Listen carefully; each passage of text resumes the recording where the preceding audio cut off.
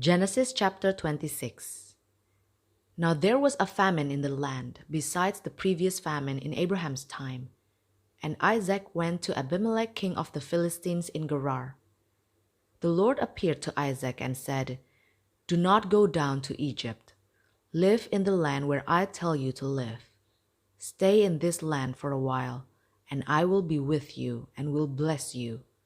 For to you and your descendants I will give all these lands, and will confirm the oath I swore to your father Abraham. I will make your descendants as numerous as the stars in the sky, and will give them all these lands.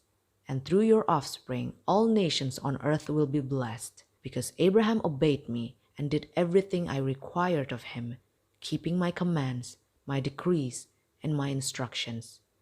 So Isaac stayed in Gerar.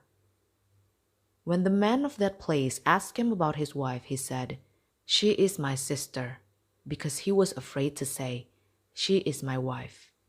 He thought, "The man of this place might kill me on account of Rebekah, because she is beautiful."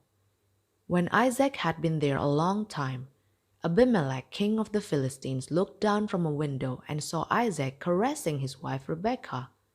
So Abimelech summoned Isaac and said, "She is really your wife. Why did you say she is my sister?" Isaac answered him, "Because I thought I might lose my life on account of her." Then Abimelech said, "What is this you have done to us? One of the men might well have slept with your wife, and you would have brought guilt upon us." So Abimelech gave orders to all the people, "Anyone who harms this man or his wife shall surely be put to death." Isaac planted crops in that land, and the same year reaped 100-fold, because the Lord blessed him. The man became rich, and his wealth continued to grow until he became very wealthy. He had so many flocks and herds and servants that the Philistines envied him. So all the wells that his father's servants had dug in the time of his father Abraham, the Philistines stopped up, filling them with earth. Then Abimelech said to Isaac, "Move away from us. You have become too powerful for us." So Isaac moved away from there and encamped in the valley of Gerar, where he settled.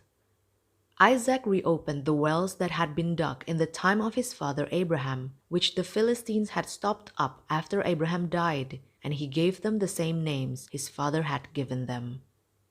Isaac's servants dug in the valley and discovered a well of fresh water there. But the herders of Gerar quarreled with those of Isaac and said, "The water is ours." So he named the well Esek, because they disputed with him. Then they dug another well, but they quarreled over that one also. So he named it Sitnah.